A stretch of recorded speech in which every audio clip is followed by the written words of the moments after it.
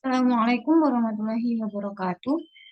Perkenalkan nama saya Uzri Batul Jannah dari kelas Ekonomi Syariah 3B, Prodi S1 Ekonomi Syariah, Institut Agama Islam Pangeran Diponegoro Nganjuk. Video ini menceritakan tentang keadaan ekonomi Indonesia tahun 2022.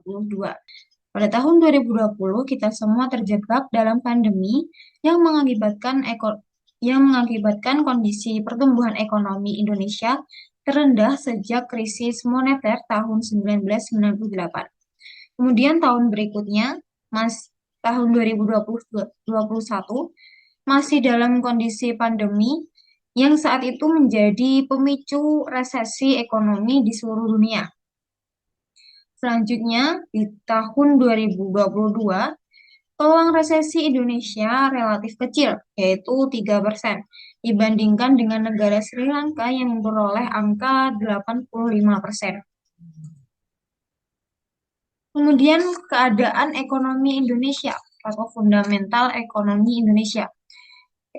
Ekonomi Indonesia saat ini masih cukup kuat.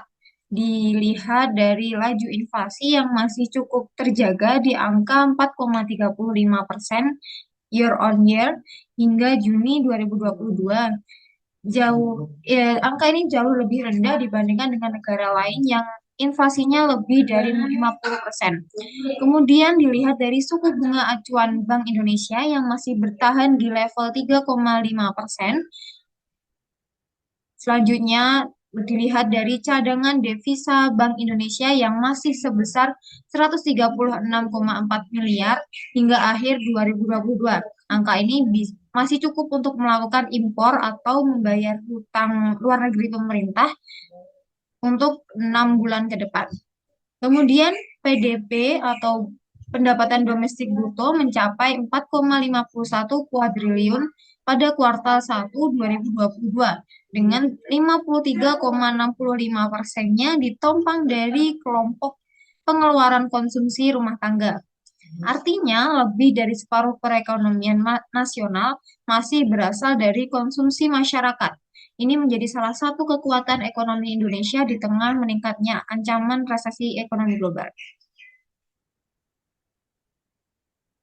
Kemudian dilihat dari utang pemerintah yang mencapai 7,02 kuadriliun hingga Mei 2022. Angka ini tergolong besar, tapi secara rasio terhadap PDB masih cukup terjaga, yakni mencapai 38% dibandingkan dengan negara lain yang mencapai 100%.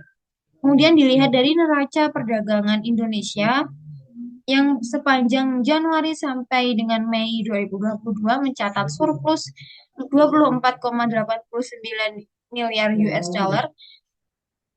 Kemudian dilihat dari belanja pemerintah sepanjang 5 bulan pertama 2022 mencatat surplus 132 triliun atau 74% terhadap pendapatan domestik bruto. Demikian presentasi dari saya.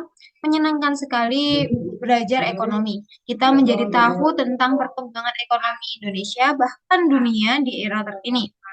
Mari belajar ekonomi bersama di Institut Agama Islam Pangeran Diponegoro Nganjuk, Prodi Ekonomi Syariah. Belajar ekonomi syariah orang dari berikut. Demikian presentasi dari saya. Terima kasih. Wassalamualaikum warahmatullahi wabarakatuh.